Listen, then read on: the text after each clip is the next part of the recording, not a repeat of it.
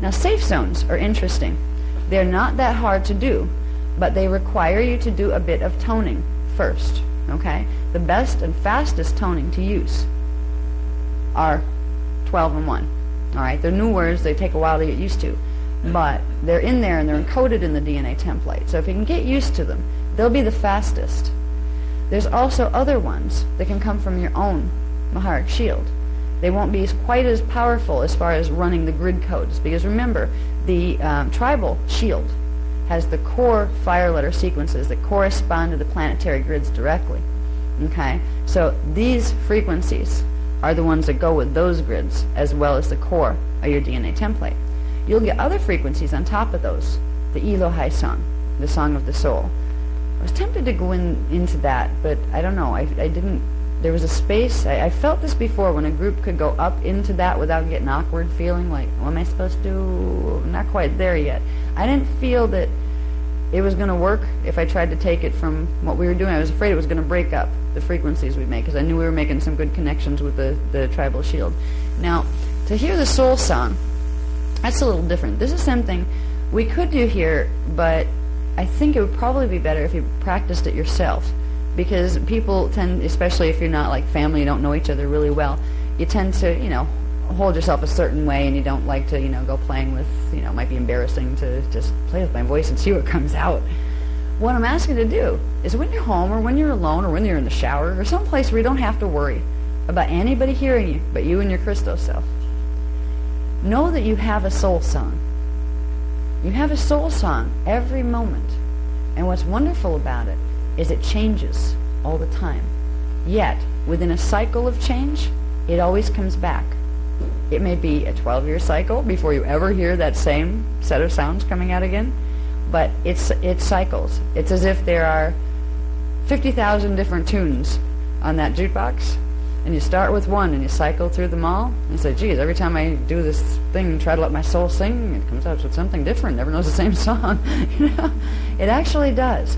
There's sets of frequencies that the soul is stimulating, and they go in cycles. And once you finish one round, then there will be another round of it, until you have all those frequencies open in the body. The reason it's important to explore the concept of a soul song, and a soul song is something, it's a song that you don't tell it what to do.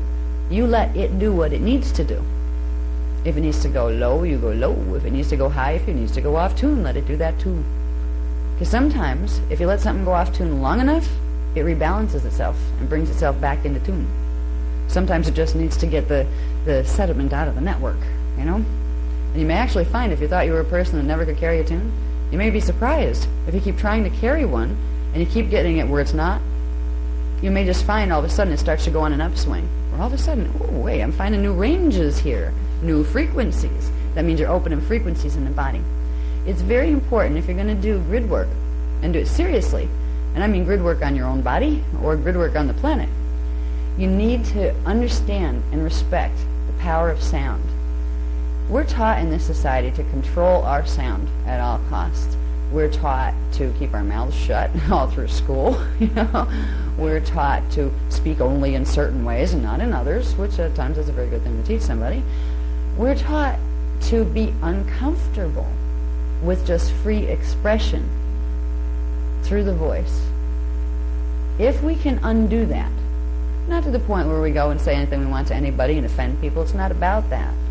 But if we can realize our voice needs to sing, our soul needs to come out, our fifth chakras tend to be very, very constricted in this society, in this global society, but particularly like civilized nations, as they call them, like America and Europe and things, where people are not. It's not third world countries. Actually, people in third world countries that are doing tribal dances, and they're hooting and howling, and they're doing runs across the plains, and they're going on walkabouts. Who's the civilized people here? These people know how to use their energy in their bodies, at least to some degree. They're not doing it all right either. There's certain things that they get caught up in with the astral experiences, where they get manipulated and stuff because they open their fields to things because they don't know how to protect them on those levels. So they're not perfect either. It's not a perfect thing. I'm not saying that Western civilization is losing it and we should go be totally tribal. there are advantages to both sides. But if we could learn from the people who are, they actually have, it's a privilege in a certain way. We look at it from Western point of view and say, oh, well, gee, the tribal people, they live such poor lives. They don't have stuff. They live out in the woods and jungles, and they don't have cars, and, they don't have, like, bathtubs and 6 different kinds of soap in the closet, and, towels from the most expensive stores that are nice and soft. Okay, now, who is really imprisoned here? Usually, people that live in tribal situations, as long as there's enough food, just basic food to go around, they do not have to worry about getting in their car and getting on the highway 2 hours early so they can get to work through all the traffic jams, and then sitting behind a desk for at least 7 hours, probably more like 10, for not enough money, and then go home and then have to deal with not having enough money to pay the bills on their fancy house. Who is doing it right or wrong here? You know what I mean? We can learn from each other. People that live in a tribal situation, there are certain advantages they probably love to experience. That we have soft towels would probably be a real rush, when you're used to using, rough blankets that you made out of, you wove out of some kind of reed. A nice towel would feel good. Well, just like that might feel good to them, and it would be a good experience for the people in tribes, it would be a good experience for us to begin to allow that tribal part of us, allow our tribeness to start coming through. Allow ourselves to sing, allow sound to move through us. Sound and dance are very important. That doesn't mean you have to go out to the nightclubs, because really the type of dance you get there is more like astral field attachment.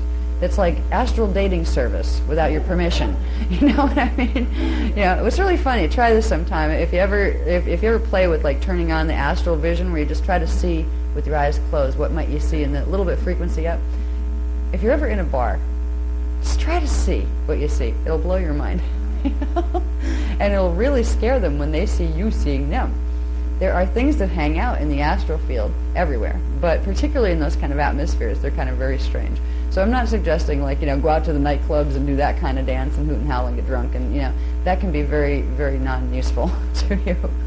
But if you can take some time and allow yourself to play with your voice. Your voice is a part of your power. The power of decree. The power to say, I am that I am, or I say, and so it is the power that you have the right of creation. Words are extremely powerful things. The power of decree is bringing your power back to yourself and realizing that you've had it all along, but your words and your sounds and what you allow sound to do. You are using sound as a manifestation tool. If you're just talking with it, but you won't let it sing, you're creating a blockage here. The soul likes to sing. I'll tell you that. From the higher levels, the universe sings. It really does. Everything. If you can get an idea of, if you go out in the woods at night, in the summer or in the spring, when you hear all the bugs, little crickets, and the real loud thing, everything's singing to itself and to each other. This is what it sounds like in the higher fields of your own higher identity. Words aren't even used after a certain point. These are linear, three-dimensional processes. You can get much more expression in sound tones that can move and bend. So what I'm asking you to do, if you want to keep your tribal shield activated and alive, these are the key tones, but you need to let your soul sing, because the more you start to open that fifth chakra, the fifth chakra and the heart chakra are involved with singing. The more you let that come out, the more frequency you'll be able to hold in your body, and the more you will keep that frequency alive in the body. That'll keep your tribal shield activated more often, and you won't have to do that as often. This might actually become fun after a while, once you get used to it and get to play with it. So I think if you're going to create a safe zone, you need to understand the power of sound, because you're not going to create the safe zone with light. Light will be an after effect. It's sound that you're going to create it with. To create a safe zone, you don't need to run. You do have to have your tribal shield activated, but if you happen to be doing the tribal shield stuff and working with this, 2 days before, the tribal shield tends to stay active for a while.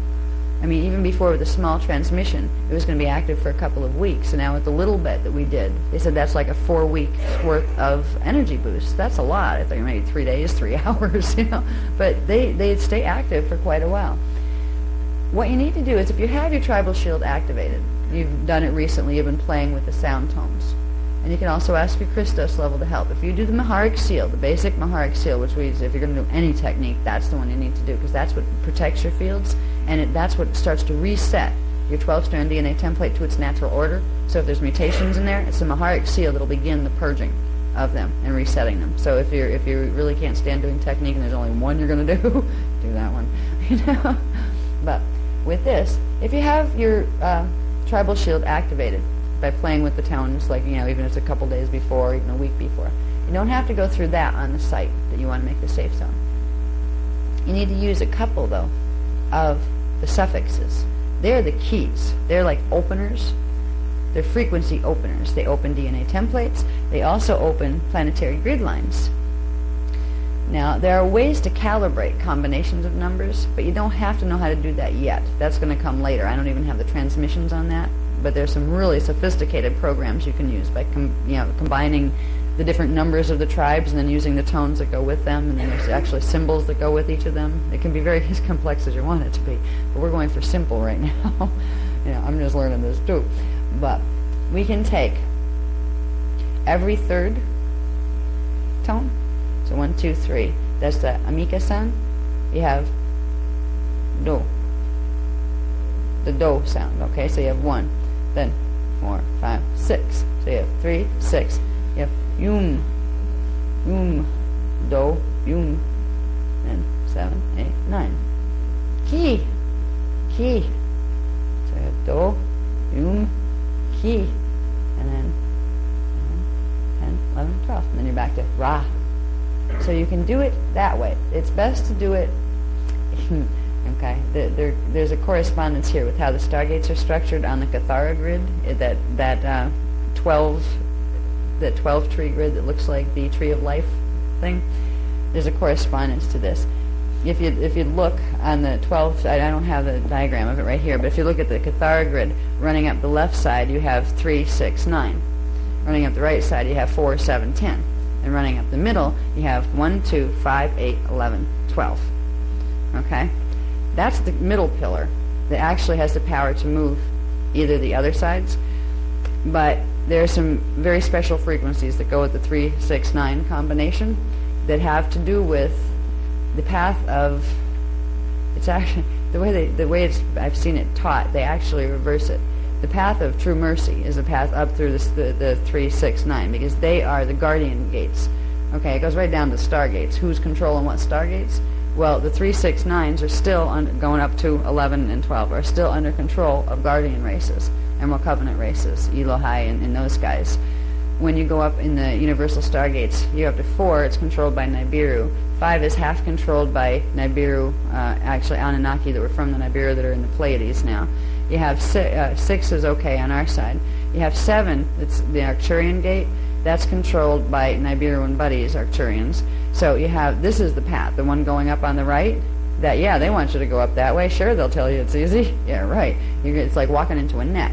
So when you're using the frequencies that go with those gates, you're better off using the ones that are clear, because it's going to entangle you temporarily until you really can hold your Maharic seal good and stuff. You don't need to play with the gates that are on the 4, 7, 10 side. So take the 3, the 6, the 9, and the 12. Play with those for a while.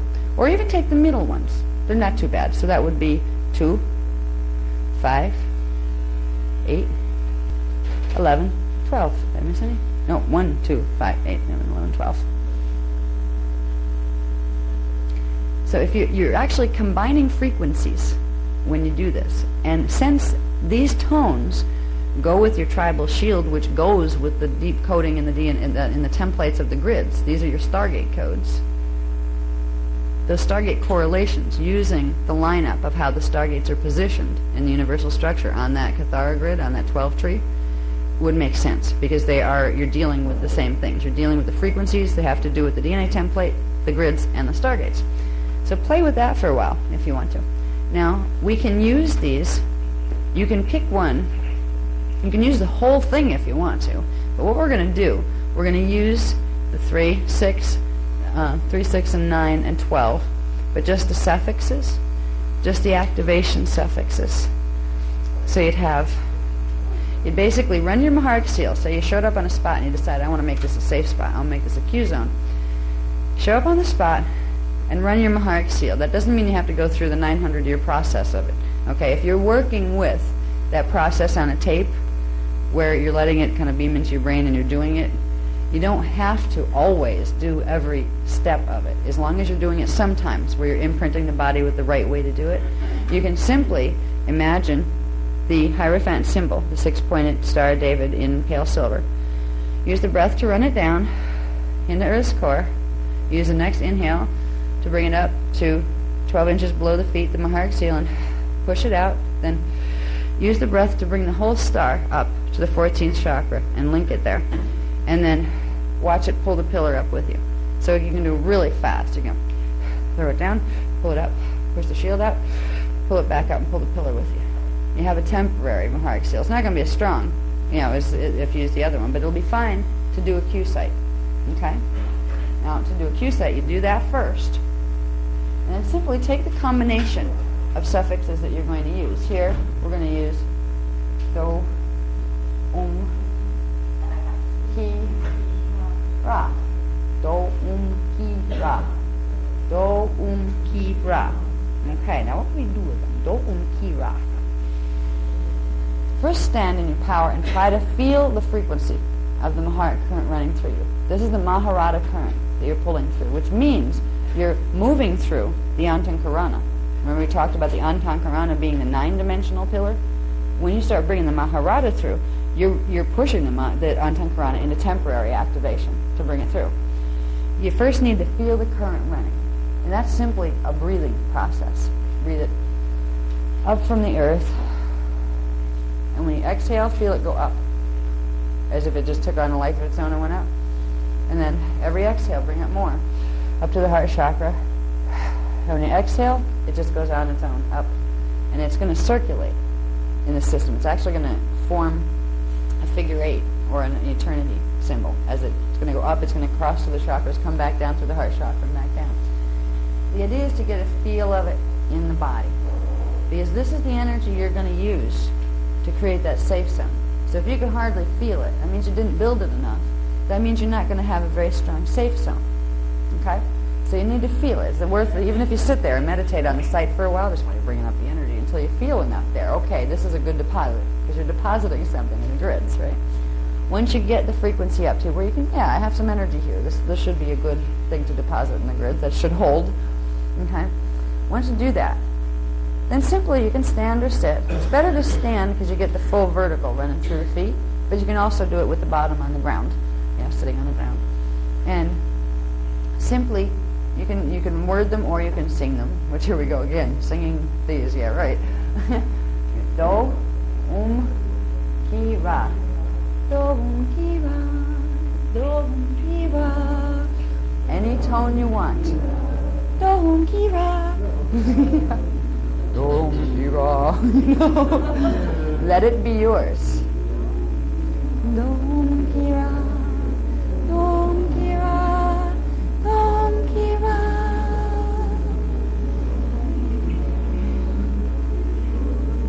And start them a little slower so you can feel the resonance of each one, because that's what you're putting in the grids. Do, ki, ra. Do, ki, ra. Do, ki, ra.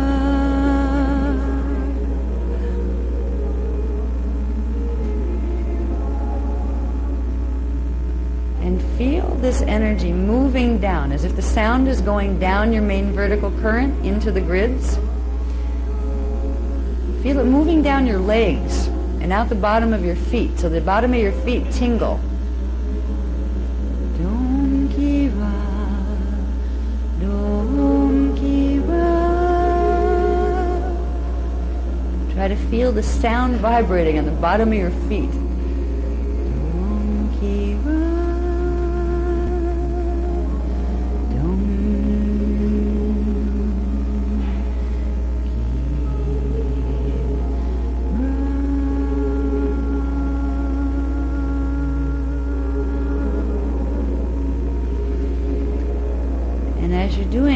start to feel other tones come through that are your soul tones, let them come. Now's the time to let them move.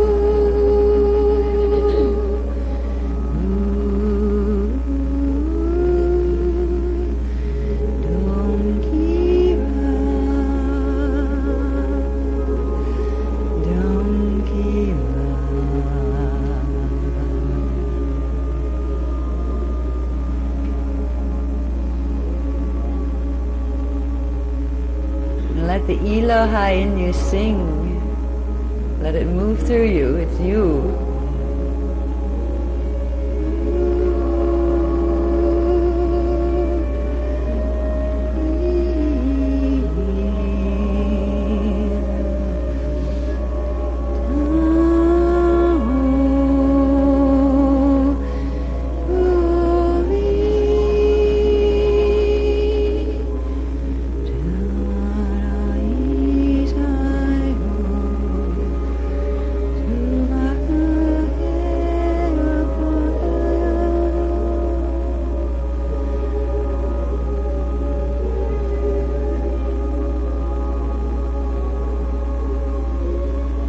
When you feel that your soul has sung enough of its song, keep going if you want to.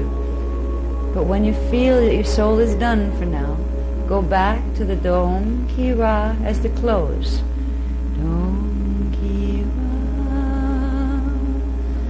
Dom Ki Ra. And the last one, be very low.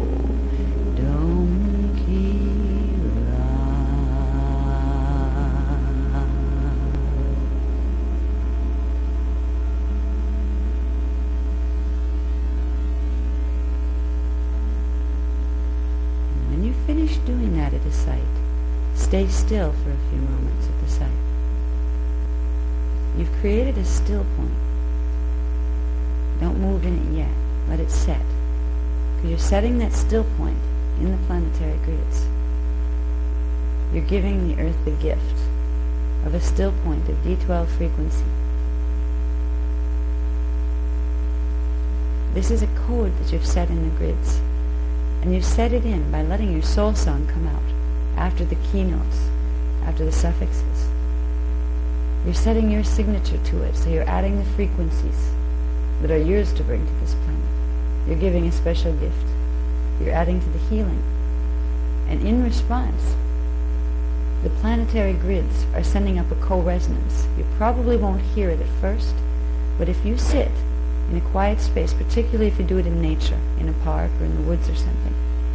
If you do this procedure that we just did, and then you sit in the still point afterward, very quietly, you will begin at some point, eventually, you will start to hear what's called the back song. The earth will send a song back to you. It's sending frequencies back to you in response to what you sent to it. And if you're really still and quiet and get yourself really relaxed, you will be able to begin to hear as if a song of frequency is playing in your own head.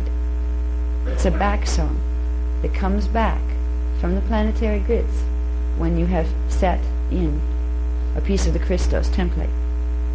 That back song will help to heal your grids.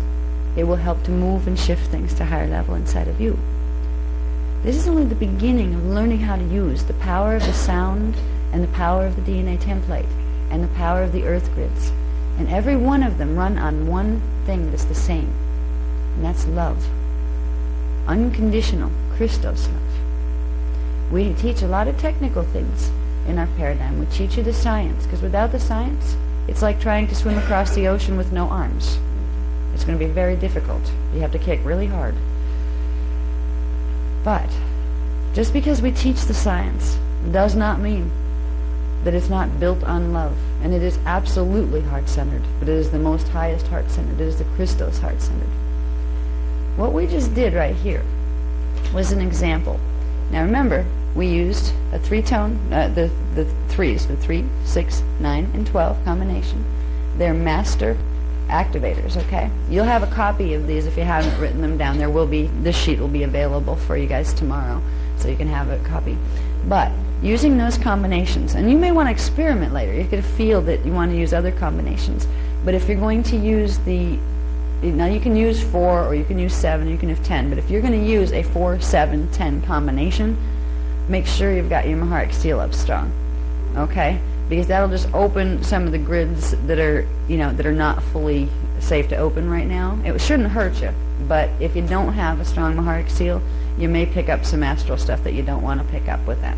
All right, so we're just saying basically, we recommend the left side of the pillar, the left pillar and the thing, the 3, 6, 9, 12. But play with it. Don't be afraid of 4, 7, and 10. Just try not to use them in that combination. Go 10, 4, 7 if you want to, but the 4, 7, 10 is the coding for the right side of the Cathara grid, which is the stargates running up on the right. So just try to stay away from that sequence of combination. Okay? You had your hand up, yes?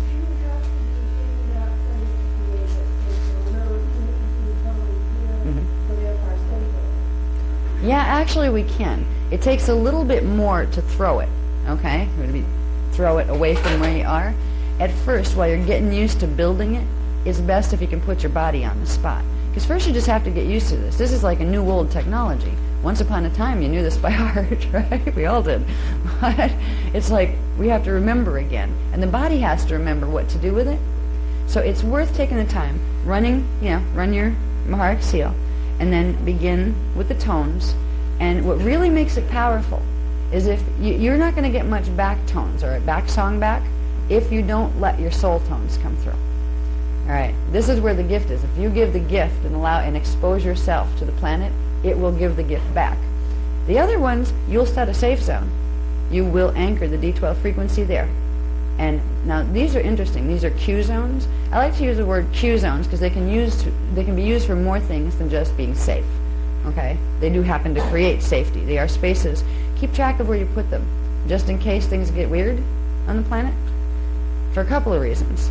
If it gets only semi-weird, where it's nice to know there's some place that you can go to be safe, and if you happen to have riots in your city or something for some stupid reason. I mean, cities do that once in a while, especially out in California.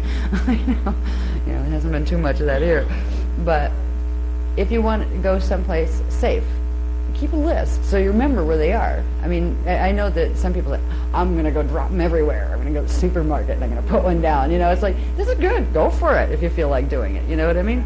But keep track of the main ones, because you may have so many that if it ends up in a time where you actually need them and you're under stress and you need to go to one, you forget where it is. You forget where all of them are. It depends on how much frequency you set. But if you notice, I was amazed when they told me how long, after we did this little exercise, how long? 4 weeks? I was there maybe 4 hours. That was hardly, it wasn't as if we'd built a huge amount of frequency and got perfect harmonies going or anything. That little bit of sound stimulation did that much. So when we set these in the grids, they're going to hold for a while. I'm going to get a commentary. First I'm going to guess. I would say they have about a 2-year lifespan. That's just the feel I'm getting. And I'm going to see if I'm right or wrong. I'm getting a close. More like 3.5. Okay. I've been corrected. It's a long time. I'm saying about 3.5 years. You set what we just did, which was set one down. Now it's probably not going to stick in the floor and in the carpet very long. It'll pass through those. But when it hits the planetary grids down under here, we just set a safe spot. And actually we set quite a big one, because it wasn't just me doing this. They go out about 5 yards, one person's. But if you get a big group, imagine the size of them you could make, right? They're like exponential. They go out and out and out. This is some of the things that we're probably going to be doing, or are being asked to do when we go to Kauai and things like that. We're going to do some of this tomorrow when we go into running a round table. Because this wasn't a round table. This was activating our tribal shield and making a Q zone. Now we're going to take it tomorrow to the next step. It'll probably be toward the end of the day, because I really want to share with you a story about history. That history can be very boring, but when you hear this one, the present will make a whole lot more sense. And then you'll know what we're dealing with, and I think it will help. But then we will get into the running the rainbow round, and we will use this again. We're going to try it again. But we'll probably go right to setting the Q zones. So we'll start there. Okay? Yeah. I'm playing with 12 and 1. I have a 4.5-year-old granddaughter. We're singing together all the time. But we have fun with it. Right. Do I have to run my heart shield for her? It's a good idea. What you basically do with children, now you kind of basically, before I do anything on anybody, I send up kind of a query I pictured this disc of pale silver light hanging up over their head, symbolizing their Christos level self. And I send a line of pale silver energy from my head out with a thought on it. Is it okay that I do this? And I will usually get a feel. If it's not, if it's something I'm not supposed to do, I've never got, ever, a response back that, no, don't do a heart seal for anybody. I mean, it's always been, yes, please do. You know what I mean? And all you have to do with children is you activate your own, and then inhale and push the breath and pretend your breath is expanding into your shield, right? Then inhale it back in to a point under your feet, and then very gently exhale it out to 12 inches below the feet. A little spark of light from yours to 12 inches below their feet, where their Maharic seal will be. See it hit there and then pop up a little to 6 inches. So you're hitting where their Maharic seal is in the center and bringing it up to the 12th chakra to stimulate it. Okay? That's usually all it takes. And it'll pop. Yeah. Because it's a natural phenomenon. It's not something you're making happen in them. You're just giving it a little frequency to stimulate the natural response. Yeah. I recommend it for anybody's kids and babies and everything. It won't hurt anybody. It's part of your natural anatomy. Yep. I just wonder if anyone in the group and yourself was aware of the fact that we were all singing in the same key, a major key. No one was singing. I think I heard one note that was a minor note, but that doesn't matter. But the point is, what was the key? Does anybody know? I think it was either C or B. I don't know. They tend to go into the natural I'm state going when to they just sing. I didn't find that key when I get home. But is that natural for a group to find? I don't know. I thought we sounded awfully together. Everyone was singing You were in the just same starting key. to do something, and I also started to feel the Elohai presence come through. What? The Elohai presence, the level of each of us.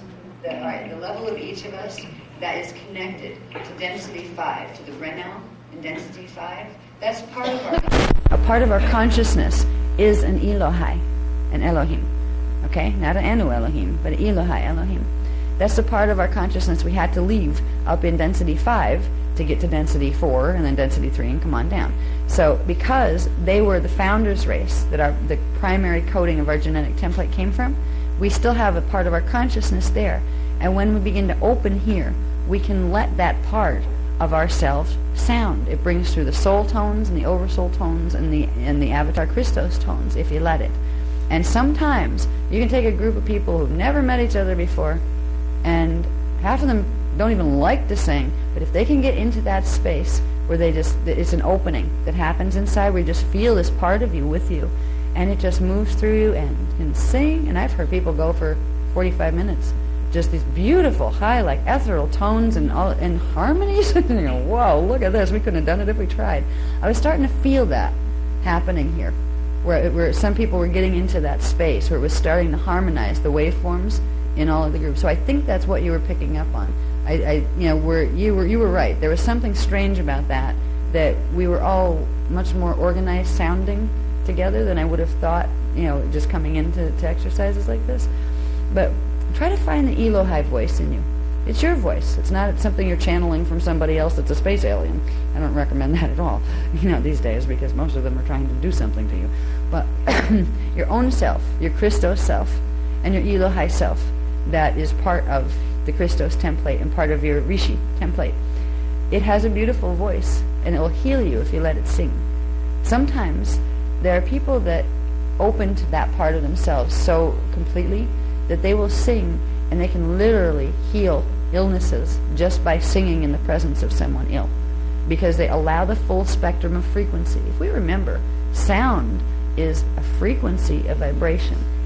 Everything is made of frequency. Certain sounds can destroy, others can heal in an instant.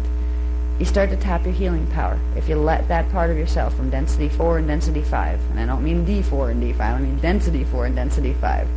There's a difference. Density 5 is dimension 15, 14, 13, okay, and density 4 is 12, 11, and 10, okay? So I have to clarify sometimes because it's easy to confuse, oh, D4, density 4, no. No, don't. Density 4 is much higher than D4. Okay, yep. I can't sing at all, and I just found myself singing. You'll amaze yourself. First of all, we get used to telling ourselves we can't, so we don't. You know, everybody can sing. Nobody said you had to sing good, you know, but everybody that has a voice and can sing. Yeah. Yeah. Mm-hmm. Sometimes I've seen that move through people, and it brings tears. There's this release that happens where it just comes up, and it's like a cosmic cry, you know, like a good cry, you know, letting it out, just finally, like a release of something that's wanted to express for so long. Okay, take a sip of soda. Does anybody have any questions?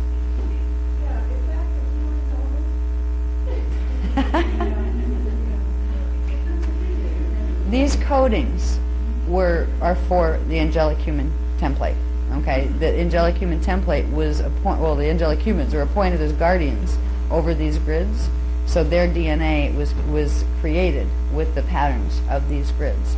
So really, like an Anunnaki could use this, and it's not going to open the grids for them because they don't have the template. All right, they have to, for them to access the grids, they have to either get control of one of our bodies that has the codes, which they like to try to do through body snatching, or they have to manipulate things with mechanical technologies to run frequency combinations, and that doesn't work as well. Okay, they can cross pole shift that way, though. Okay, well, yeah.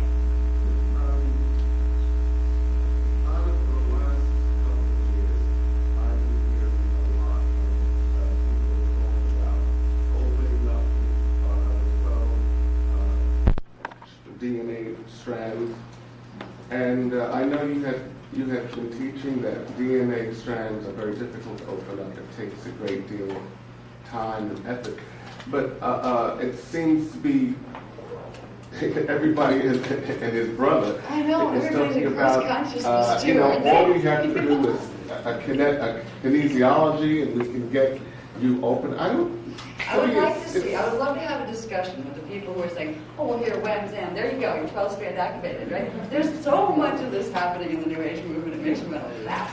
Because if they were 12-strand activated, they'd be able to walk on water, disappear at will.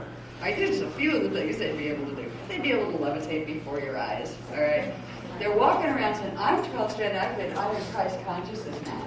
With this ego about this big, I'm so superior, I made it, you didn't get it. You know, I mean, they're being tricked. Most of the stuff is coming through its original source. We're Anunnaki channels that we're telling, oh, do this, and then there you go, you've got your 12-strand, oh, now we'll do your 13th. They're not teaching them mechanics. These people couldn't tell you what was in a DNA strand template if their life depended on it. They don't know about base codes, acceleration codes, fire codes. Some of them, actually, I found some of them picking up stuff out of my books and making it their own because, oh, base codes and acceleration codes sounds good, right? You have to be, it's like the difference between an authentic and a fraud. You know, if you're going to buy a Mona Lisa, you want to get the real one if you're going to pay a lot of money for it. When it comes to DNA, you want the real thing, or you're going to let somebody run a real deception on yourself. And the big one that's going to run it is yourself. If you buy into, oh, this is the easy way, that's too hard. She says it's hard. I don't want to listen to that. So we'll go do it this way. It's the easy way. There you go. I'm 12-strand activated. I don't have to do anything more, do I? I've reached it. I don't have to look anymore. I just have to follow. Who was it? Was it Angel Michael or who was it out there? You know, that told me how easy it was. Thank you. It was so easy. I have met people like this. One of them had the nerve to say to me, I move hurricanes all by myself. I said, really? All by yourself? No help from like God or anything? No, all by myself. Sometimes I'm so powerful I can't stand myself. Neither can anybody else. This is where these false teachings are really, really dangerous because they're playing on people's ego and trying to say, oh, it doesn't have to be hard. You don't have to work. It's handed to you. It's easy. There you go. Look out for that stuff. Believe me, if there was an easier way, if I could say, here, you're activated, I would have loved to. Because I would love to be doing other things except making chart packs that, all day long and things like this. If there was an easier way, I would be glad to give it to you. But unfortunately, it isn't something that just, bam, you decide it's going to be there and it's just going to happen overnight. You're dealing with physics, the physics of consciousness. So this is what that's about.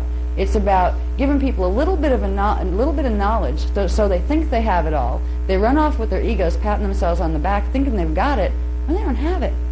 They don't have it, and they don't look for it anymore because they think they have it. It's a trick. I feel bad for people that are caught in that.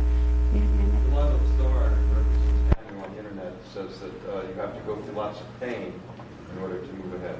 Especially if you use the Anunnaki program. Well, she said she had to go, it's her personal experience of having to go through those pain for her That's own. what, yeah, with that And one. then she says everyone has to do that. And why is she so interested in moving people ahead when she's representing the Anunnaki?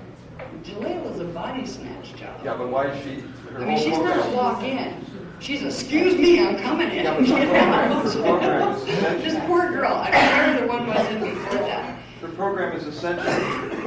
That's the program. It Yeah. isn't ascension. Pardon me? It's being passed off as ascension. What the Anunnaki are trying to do, this is some of the stuff we're revealing in the book, the new stuff that's coming out, because at this point, it's no holds barred. We're letting the stuff out. We're showing what they've been doing. What they're trying to do is get people into an 11-strand activation, 11-strand reverse matrix activation. What 11-strand reverse matrix means is none of the strands can break. The 12th subharmonic in all of them is missing. They're trying to turn us into galactic humans, But which can't means... they move you up? Can't she move up to the third, the fourth, the fifth, the same way we're moving? Not exactly. Well, not They exactly. can have immortal bodies, but they cannot ascend because it requires full strand braiding. If you have reverse Wait, matrices... ascend to where? She's only interested in going up to the fifth. I mean, that's where.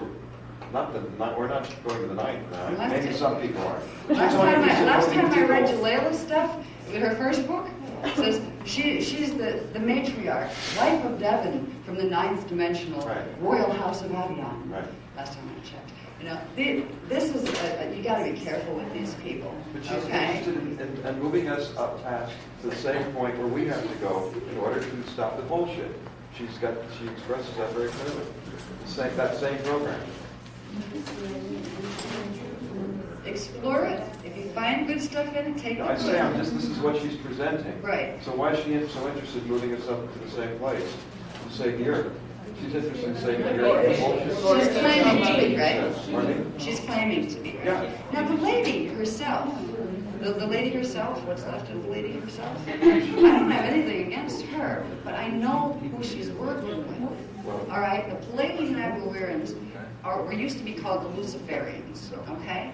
Because there was the Lulatan family of the Tob Enki group, and there was the Satan family of the Marduk Anunnaki group. Okay? They mixed and they created a blend that became the Luciferians. They entered bioregenesis programs here, entered the Emerald Covenant, and then after they got their strands up to the Anu Melchizedek level, where they had access to a 6-strand template, they then told all the guardians to stick it, and they went in and they raided this race, and they corrupted the gene pool here to the point where our guys had to come back in and continually reseed the 12-strand pattern. These are part of the team of the Atlantian conspiracy that we're going to talk about tomorrow, and it's kind of like, I end up in the position where I'm so sick of looking at the lies that are being told to sucker people. I used to be very, very nice about it, where I'm not going to name names, I'm not going to say that I'm, against or for anybody's work. At this point, I have been nothing but bashed while I kept my mouth shut for almost 2 years. All right, people making stuff up about me. I mean, this nasty stuff. Well, I'm trying to be nice and say, okay, yeah, I know you're running a bad agenda, but I'm not going to tell because I'm just not, it's not worth picking a fight.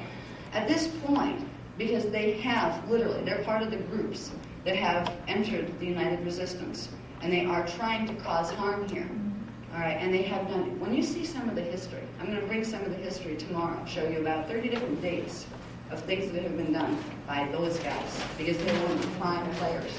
Then maybe you'll understand why. I got to the point where I said, oh no, not them. You know, I'm not going to pretend. I'm not going to hide them anymore, because that is what's causing people to get hurt. At this point, well-meaning people think, oh, it seems like a nice book. You know, like I looked at her book, and the whole bit, the book seems harmless. Yeah. I traced the energy signature behind it. It isn't harmless. It's a nice little candy cane to lead you into the next level. It's like leading a dog with a sweet, you know? Yeah. That's what they're trying to do here. And it's unfortunate. There's more information. Tomorrow we'll get into that, because this is some of the stuff I was planning to reveal. There is something called the Luciferian Covenant that was signed in 9,560 BC, right before the flood. They staged the flood. They did it on purpose, and it progressively infiltrated and took over since then. Okay, there's a few little things. I'll tell you how we lost our memory in this process too. That happened in 3,470 BC. Okay, so there's some things attached to her. Not just her. It's not that I'm anything against Delilah. It's who she's working with. That's the problem. And they're a huge group. They're working with a bunch of different channels under different names. But they're the same group of people. And they don't mean well. They really need some, like manners put on them.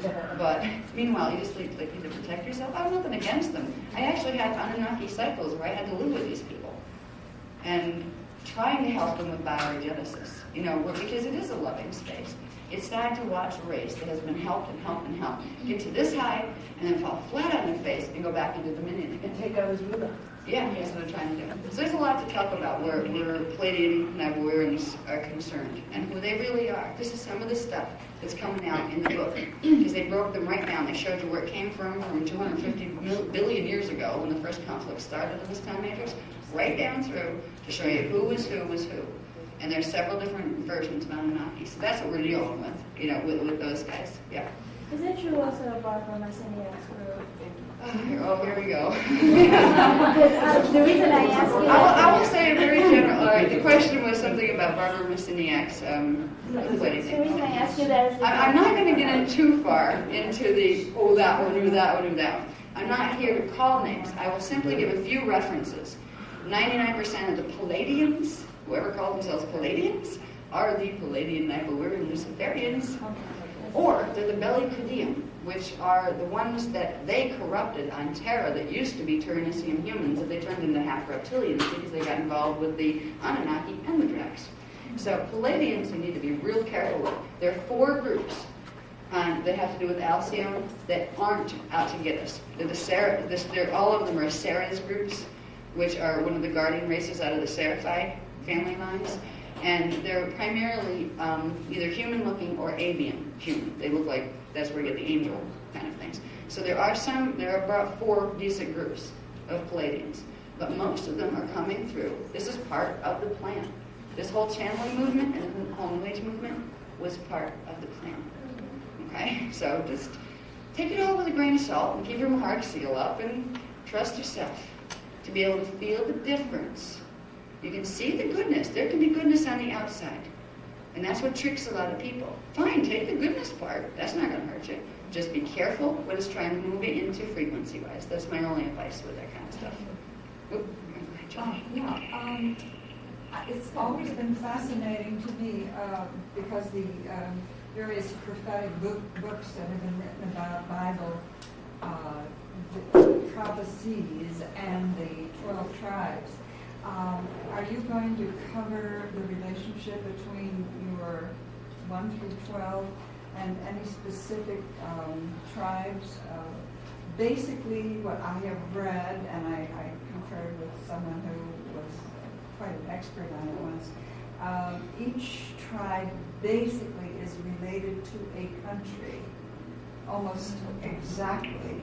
In other words, Benjamin was Britain, and I'm not sure what America was. It's interesting, though, because the names of the tribes They're the changed names. The ones we came to know as the 12 tribes down here, they were the Anunnaki names. The Hyksos kings names. They're called the Hyksos kings. Hyksos. They're the ones that in the desert kings that invaded Egypt and they got kicked out after a while. There's a whole lineage that came out from Atlantis here. There's some of the stuff I will talk about. I was not going to go that far in tomorrow's workshop, but I think with this group I will. You have a right to know if I... Okay. Okay. But I will touch on some things because you guys are right there. You're with me so far. I'm going to share some things with you tomorrow that I was going to wait until they're fully published in detail in the book because I don't like to give stuff out of context that might be controversial that people will, go about before they see the context that it's in. But I'm going to share some things with you about the 12 tribes and the stories we've learned about the 12 tribes and the stories we've learned about Moses and the stories we've learned about Abraham. I'm going to find out who these people are. Enoch too. Enoch's been a buddy of mine, at least since 1983. That's when he entered the Emerald Covenant. Anyway, so we'll talk more about that stuff tomorrow. Tomorrow ought to be a real war. We might not video on that day, so just get that off video. It's recommended that you work with a single terminated quartz crystal, approximately 3 to 4 inches in diameter and 4 to 6 inches in height. Alternatively, a quartz crystal of these proportions can be visualized. Clear quartz is a very important element of human evolution because it's composed of consciousness which is the same as that which composes the human DNA template. This means that the specific scalar waveforms that form the human DNA template are the same form as those found in the quartz crystal, thus a natural co-resonance between the consciousness of quartz crystal and the core of human consciousness that forms the DNA template. By acknowledging this connection, the structure of quartz crystal provides keys that unlock patterns of encoded information that goes back to the times when the human DNA template was first created. These programs are called the crystal keys. They are called keys because they correspond directly to the electrotonal commands needed to release the higher codes between the DNA strands, which in turn allows for accelerated strand braiding. Strand braiding is the key to expediting consciousness expansion and ascension. Through strand braiding, new chemical entities become active in the body, glandular and neurological structure, that change carbon elements in the body structure which otherwise serve to block progress. The process associated with this exercise will open up what's called celestial stems and branches. These are energy interface conduits between the physical nervous system and the neurotransmitters, the nadial lines that connect the physical to the etheric and outer field circulatory system, all of which connects the higher levels of consciousness and the highest levels of DNA to the lowest portions of the physical body. This technique represents a mathematical journey which bypasses certain organic sequencing programs that allows for conscious override of the genetic times codes that regulate how fast a physical body can integrate higher consciousness. This process enables the body to step out of time, which means that the process suspends the normal rate of code activation as controlled by the planetary grids. With practice, your conscious self can enter hypertime.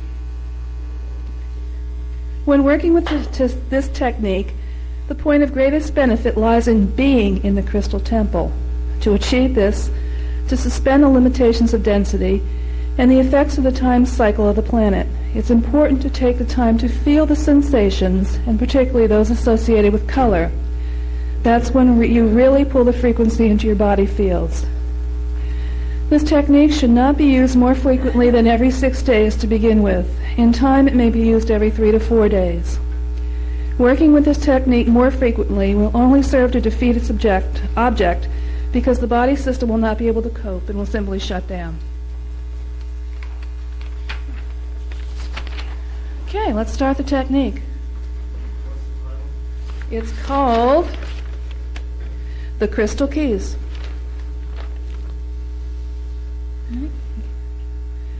Okay, holding the crystal, and this now becomes your personal template. You are about to make a journey into the crystal. Feel the crystal and just spend a moment making a deep and strong connection with this crystal.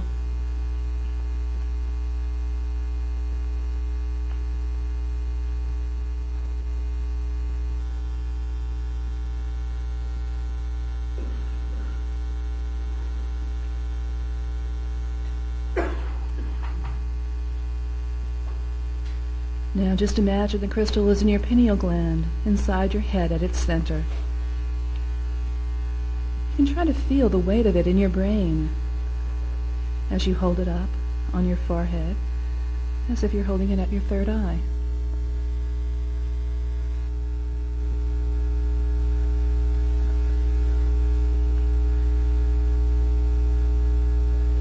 Visualize it in the center of your head, and visualize your pineal gland inside the crystal.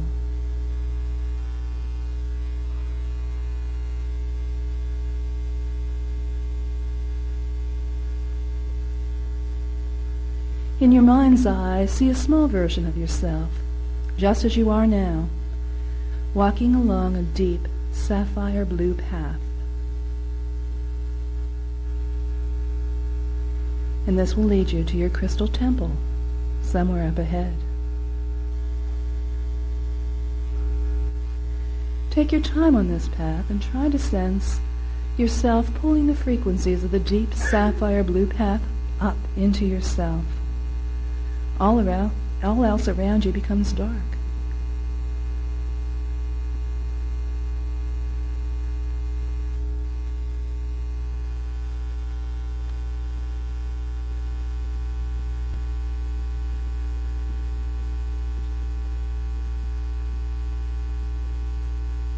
The pineal gland, inside the crystal temple, is like a tiny, multifaceted crystal ball, and this becomes the objective. Continuing to draw frequency from the D10 light as you enter the temple. Entering the temple now and finding the tiny, multifaceted crystal ball inside.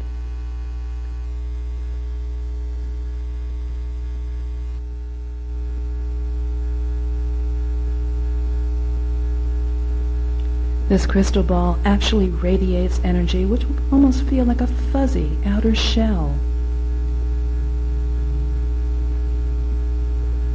And your little self begins to explore this fuzzy barrier, transferring the feeling of the energy sensation from your little self to your own physical feeling.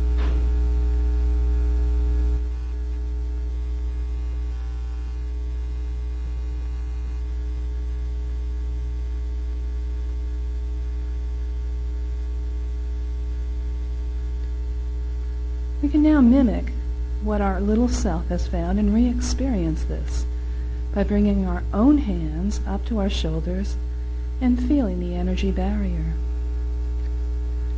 As you do this technique more and more, the barrier will begin to be progressively further away from your physical body, and you can actually chart your progress with your technique by measuring the distance.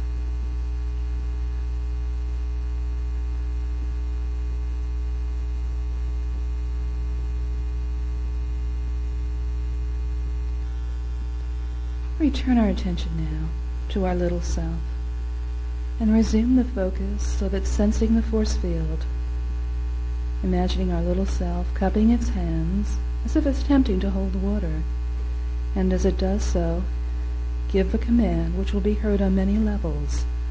I now command my book of knowledge. I now command my book of knowledge. When delivered with certainty and knowing, a glowing crimson ball will just pop into the center of the small self's hands. You can see this ball begin to spin, and it spins faster and faster, and suddenly turning into liquid silver light in the palms of your hands.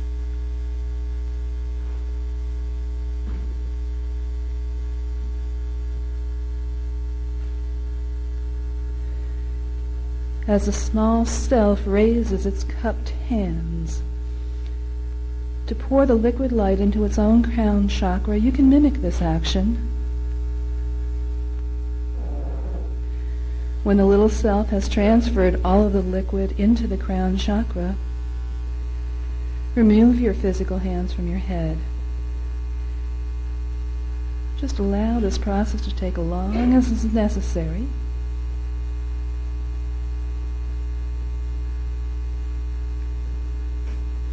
And when you do remove your hands from your head, notice that the little self feels a flutter of energy as waves of silver light pass through its entire body.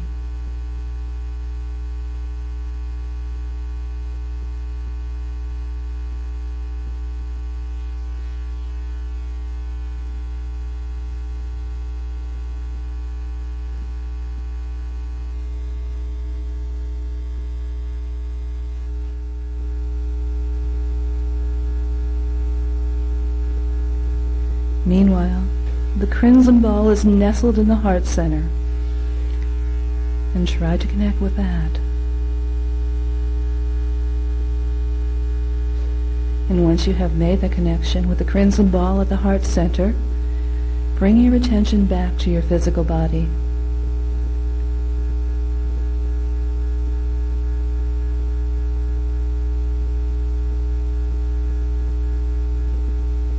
Feel the sensation of the sparks of liquid silver light fluttering through your own cells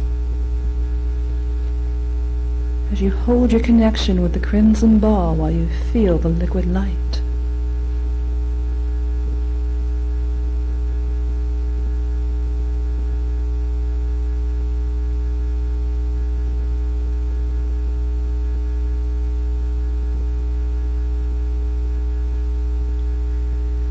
The crimson ball has the capacity to release locks on knowledge in an earthly capacity. Inhale, and on the exhale breath, breathe silver energy into the ball, making it expand. Breathing and exhaling into the silver ball, making it expand now. And just continue breathing, exhaling energy into the ball until it becomes the size of a grapefruit.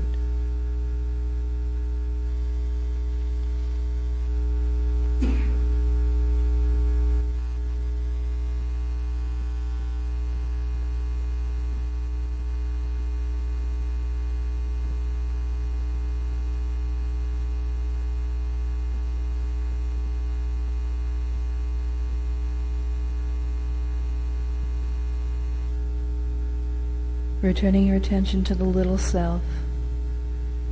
And notice now that it now opens and extends its right palm to receive a frequency key. It looks like a symbolic golden key. Mimic this action yourself by opening your right palm and holding it forward.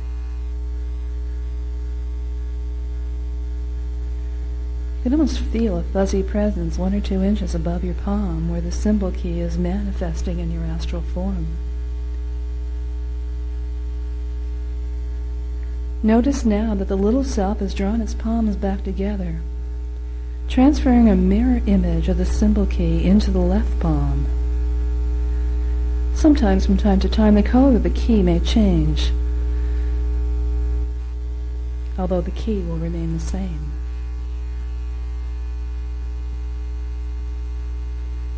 The small self now opens the hands and puts the palms onto the force field surrounding the crystal, which holds the pineal inside. The symbols are transferred into the force field.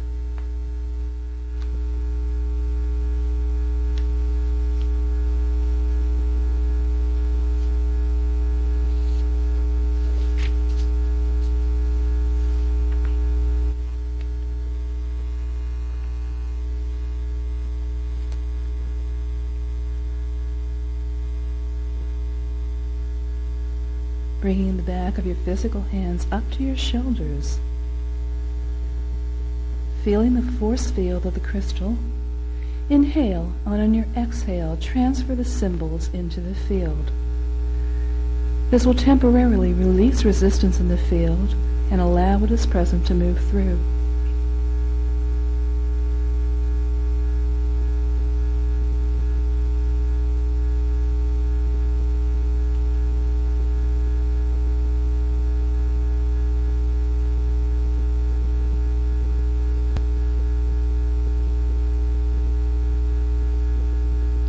The small body now removes its hands from the force field around the crystal and simply walks through it into the pineal temple at the center of the crystal. You can almost sense or feel a swoosh as the little self enters, and you follow, discovering that the force field is mutable.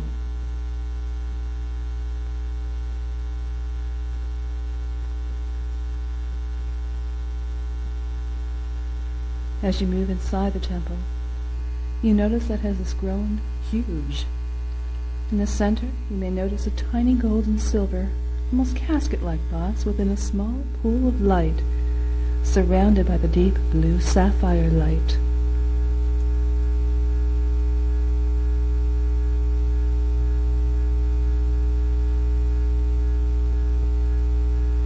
This box holds the jewel that you are seeking, and the little self knows the route to this box, and you follow any path that the little self takes.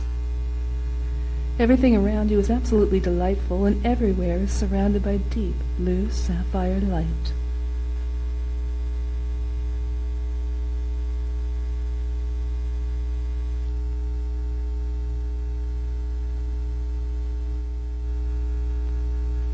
You move forward, drawn by the knowing of that incredible small self, both together as if pulled by a magnetic beam. The tiny silver gold box, surrounded by blue sapphire light, becomes closer and closer. Again, the deep sapphire blue is all around, lush, rich, and very much alive.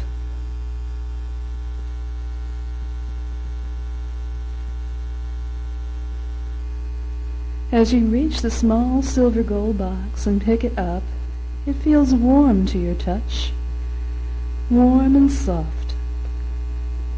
As you open the box, rays of multicolored light radiate out, and you see the rays radiating from a small, perfectly formed crystal.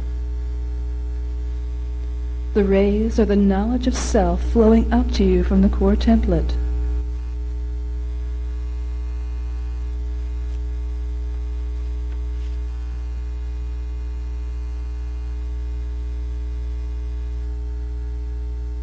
The small self picks up the crystal and puts it into its mouth. You can actually mimic this yourself now as you feel the sensation of the tiny crystal on your tongue.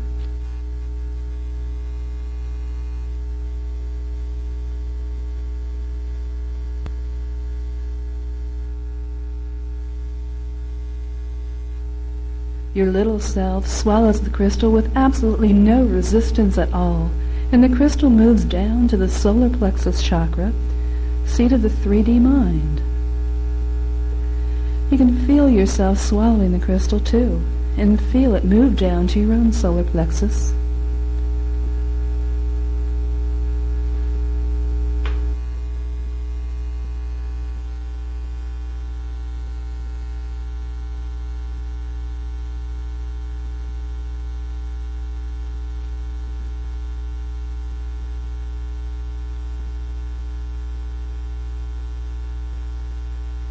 This crystal holds all knowledge of your true self within and across all cycles.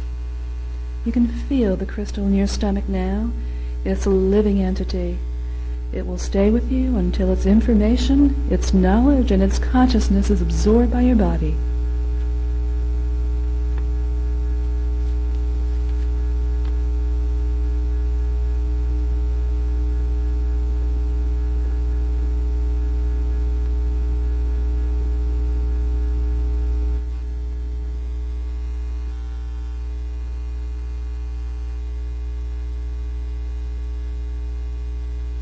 You have actually several keys available, and each one takes 6 months to absorb, working with a 3 to 6 day cycle. During each 6-month cycle in meditation, simply return to the crystal point in the stomach, and the crystal ball will teach you the things that you need to know. Through this exercise, this can enable you to open up to very specific conduits of data. You can leave your small self in the temple to learn more, or you can bring it back into your mind, whichever feels more comfortable. You can also use this as a walking crystal exercise. This can teach your mind to be aware of the living presence of the crystal at all times. If you can sense its weight, feel it as much as you possibly can and as often as you can. In your waking awareness, the crystal provides much information pertinent to your state of focus at any given moment and will provide much support and much guidance.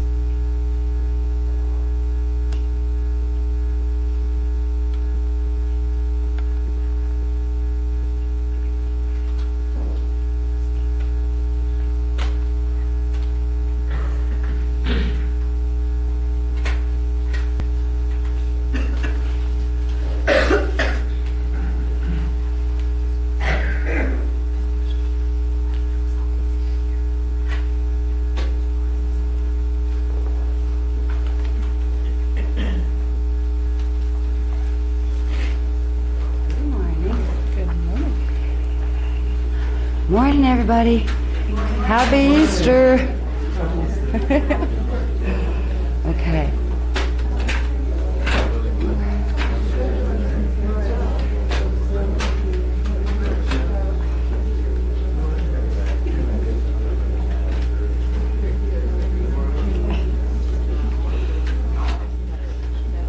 If I run around today with my finger in my right eye, it's because something went into it. It blew into it when we were driving in the car.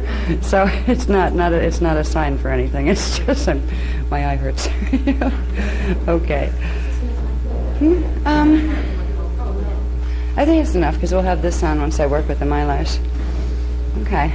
Did anybody have any interesting, noticeable effects from the Emerald Awakening? Like, did you feel any energy running or anything? Did you? Yeah, I heard a couple of people had. There was one person had some like major energy running. I guess she was very sensitive to the, to changes in the body. But usually it's pretty mild. Okay. Today we've got a lot of ground to cover, and part of the ground is going to be I'm going to talk to you about some history. After I get done doing some of that, which is going to include talking a bit about the man that was called Jesus Christ, and it was interesting because I didn't plan on having this workshop on Easter. It just so happened that the dates they had available for the Source of Life were over Easter weekend. So it just so turned out, and they chuckled upstairs a little bit saying, we knew that. We had it planned that way. Because when we get into talking about history and we get into talking about the man named Jesus Christ, and who was he really? We know the stories we've heard, and some of us accept them, and some of us are part of religions that don't accept them. And that's okay, but the man himself was a person. He was a real person, and he was here at a certain time, and he was part of a team that was sent in to do certain things here. So we're going to talk a little bit about that, because the Christ drama is the main part of history that came up to directly affect us and still noticeably affects us now as far as how our culture is structured and the ideas that we hold. We know very little about the true history of that because so much has been taken out of what was supposed to be the Bible that none of the true history records are there.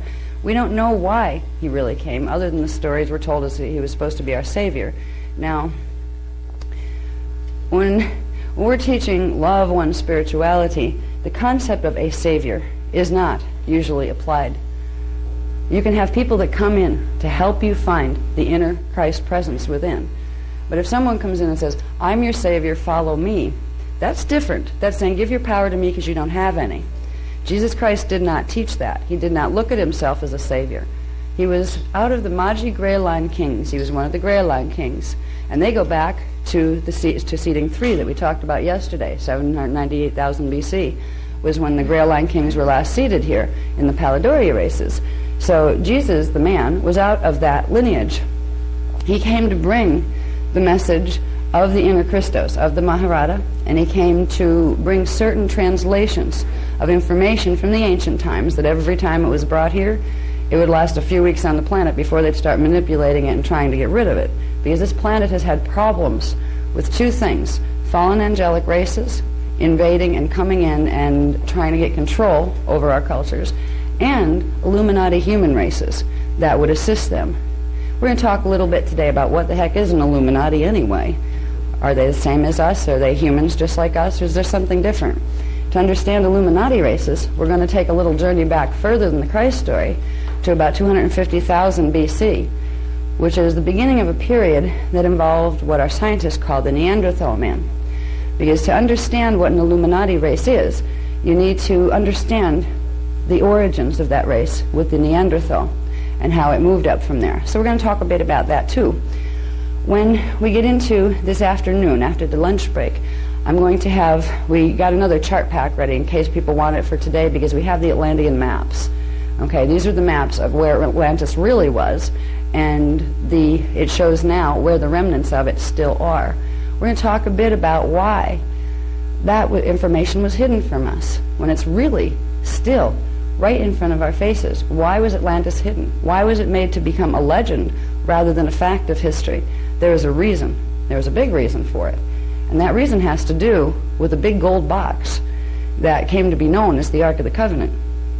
So we're going to talk about the Ark of the Covenant, the real Ark of the Covenant, which is a portal passage between Andromeda in the 9th dimension and comes down into Giza. It used to come down into Atlantis.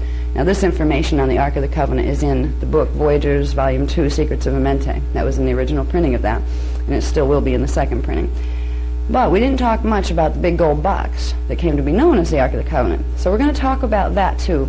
And this afternoon, where Michael has gone over to get the Mylars and everything now, because we just threw this extra chart pack together, there's something called the Atlantean conspiracy. That is a fact of our history that has been very buried, because it's a fact of our history that's still going on now. There's a progression of events that have taken place since the year 25,500 BC that this era that we're in now is still directly a part of. This was supposed to be the closing cycle, the grand finale of the Atlantean conspiracy. The Atlantean conspiracy involves several races, so we'll talk about it after we talk about the Illuminati races, because it has been run by those races on this planet. So it's helpful to understand who they were before we see what they did and what they're still doing. Once we get through that, and there's some amazing pieces of history here that will put a lot of if we look at our history now, there's lots of different conflicting things, there's little pieces of known things, and there's a lot of speculation in between, where scientists and archaeologists and theologians try to piece things together from the little pieces of known or verifiable or recorded history that we have. We'll see a progression here, where those pieces of information that we consider valid, where they fit. They fit in, but they fit into a bigger picture. If we understand what the bigger picture is and what it has been, we'll be able to understand what we're walking around in today. Because right now, we're confronted with a unique set of circumstances.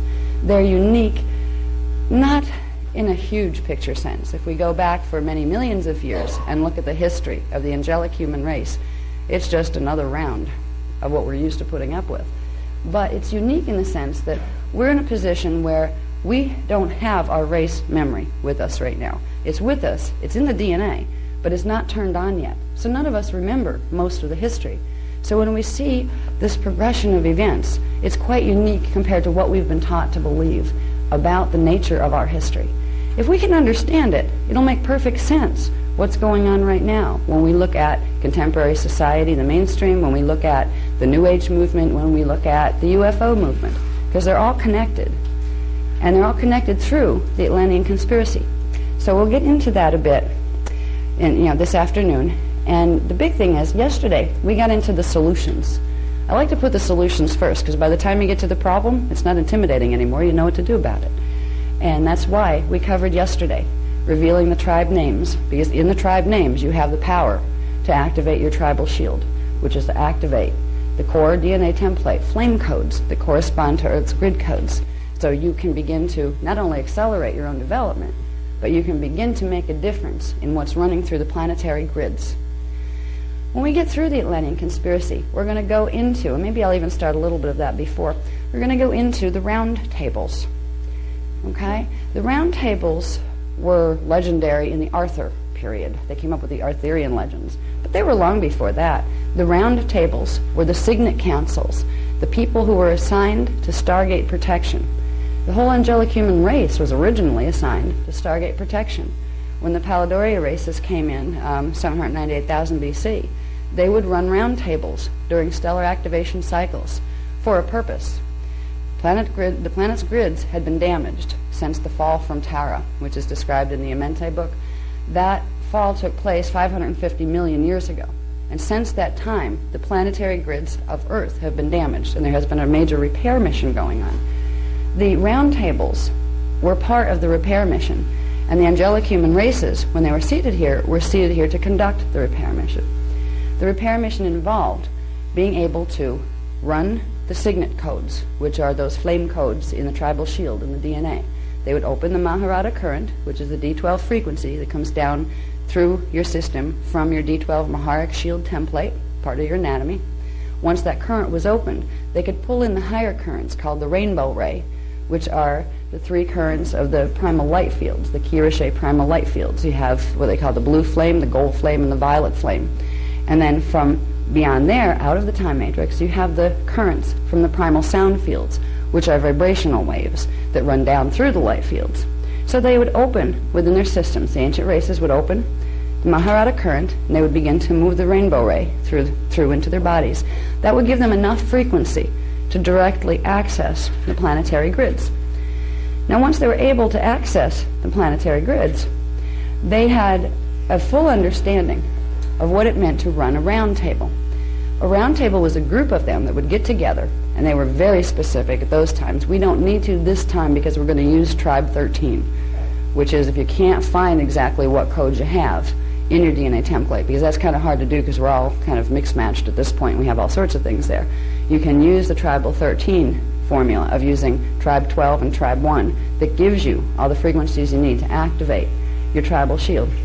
But in the old days, they used to have very intricate systems, mathematical systems, of knowing how many of what tribe to put at what location to get very specific coding into the specific stargates. Now, they would run at different periods of time, different intervals of time, during the stellar activation cycle on certain sites. They would run the frequencies together. They would link their frequencies together, so they would be able to create a critical mass energy imprint that would have a lot more power than one individual could have alone. And they would do it through a Maharic seal, though. When they linked their energy fields, they would not do a group Merkaba without having the personal Merkaba forming a barrier, because if you do Merkaba, which is activating the electromagnetic fields around you, if you do group energy work and you're combining your energies, but you do not use a Maharic seal, you will take on all of the energies of the group. If there's any karmic imprint in there, or miasms or distortions in the DNA, you will get them by field resonance. So people out there in the New Age movement that are teaching group energy work, group Merkaba, and things like that, that are not teaching you the Maharic seal, they don't know about it because it's been so long since we could actually run a Maharic seal on the planet. This is new for us because it's only since January 1st, 2000, the D12 frequency could be pulled through the grids. But since that time, anybody that's talking to anybody up there that's really on our side would have told them about the Maharic seal already. If you're in a group that's running group energy work without it, you are going to take on the frequencies that you're combining with. And they would never do that in the ancient tribal days because they knew that you could damage each other, and they had DNA templates that were working well. But they knew they could overload each other's systems if they took on their imprint. So it wasn't that they were worried about getting miasmic distortion. They were worried about overloading each other's body grids. So the Maharic seal was just standard thing you always do. But they would get together, get their Maharic seals, get their tribal shield activated, begin to run the rainbow ray, and they would do it in very specific ways called signet stands. There are ways of taking the bodies in a group and realizing that bodies are energy conduits. So they would stand them in specific positions on the locations that they chose, and they would form a Q site that we talked about yesterday. And in the chart packs that are coming, I've outlined the steps of how you form a Q site, so it's in there in writing. So if you want to play with it at home, it's in there. They would form a Q site individually, and then they would expand it to make their individual Q sites expand into one. So they were building a very strong Q site zone, which means they're anchoring quite a bit of D12 Christos frequency into the grids on that location. Once they had the Q site, then they would do a bit of dancing. They would stay in their locations, their positions within the tribal or within the stand, the signet stand, but then they would activate their own Merkaba fields to a higher rate to bring in more energy. And as they activated their Merkabas, they would be stimulating the energy and creating this exponential effect. You can do this even singly, but they would combine, they would each do their Merkaba, And it would create the effect of amplifying the energies that were already set there. So they would create a massive group Merkaba zone out of the Q site. Now, in the instructions that are in the chart packs, it gets into very easily how you can do that when you're doing personal Q sites. You can activate your Merkaba.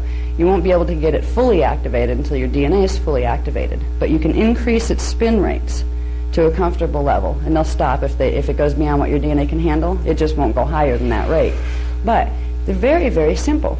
The Merkaba is a set of electromagnetic spirals, one inverted, takes the shape of a star tetrahedron. But the most important thing to know about it, if you just want to think about it in easy terms, is it's just two interwoven spirals of energy, like cones of energy, one coming down over the top of your head, and another coming up with its center in the Earth's core, the small point, coming up like this around you. One goes clockwise, one goes counterclockwise. So one is spinning this way, and the other is spinning this way around you. There are ways of accelerating how fast they spin. In the ancient days, when the DNA templates weren't messed up, there would be something called the daily salutations that were done by the Breatharian races. The Breatharians were the first cycle, the first round of the Palladia races. They would use Merkaba spinning to bring in enough frequency into their bodies where they didn't need to eat or drink. They could self-sustain. Now, we can't do that yet because we have to clear and activate the DNA template. But the process is very, very simple. Movement. Once you activate the Maharata current in your body, and then you move that body, you begin to generate a spin. If you go around in a circle, if you start moving around in a circle, you start to make the fields move around you. They would literally use what's called spin dancing, and not really fast where they fall over. Comfortable rate, but the faster you could spin and hold your center without getting dizzy, the faster you would get the Merkaba rate going. Now they would spin clockwise first with the electrical spiral coming down over the head. This would bring more energy in faster from down, from up. Basically, the electrical spiral is taking energy, electrical energy, from the unified field, the interdimensional unified field, and running it down through your body into the Earth.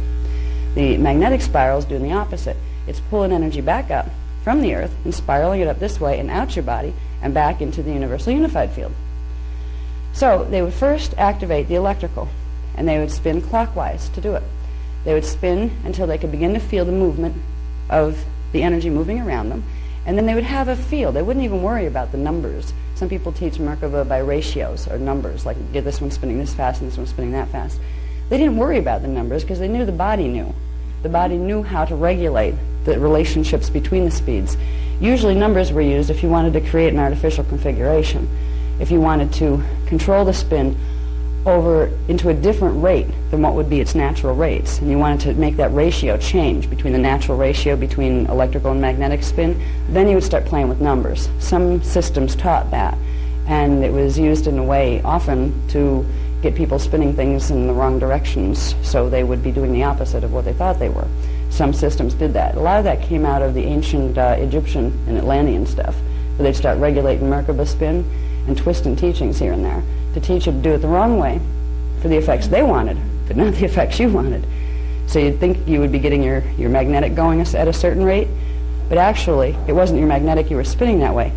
It was the electrical, because they tell you things like, one of them, they would say, like, turn to the left, assuming you'd start left here. Spin to the left. That would be, you'll have a clockwise spin. No, you don't. If you go to the left, you have a counterclockwise spin. Little twists in how the information was presented would get people who didn't know spinning their fields in the wrong direction. Now, the Merkaba controls the angular rotation of particle spin in your body. It controls the way frequency runs through your body. It's one of the ways that you can control how frequency runs through your body. So there were a lot of tricks out there of fallen angelics and Illuminati races playing with Merkaba and getting people to use it the wrong way. But the right way to use it was simply being aware that you had the two spirals, being aware that the body itself was coded to know the natural ratio relationships. No matter how fast you got one spinning, the other one would not spin at a different ratio. All right? It would increase with it, but it wouldn't go above that level of spin because the ratio was a fixed ratio and it was fixed in the DNA template. So they would basically spin, get the electrical Merkaba going, till it felt they could feel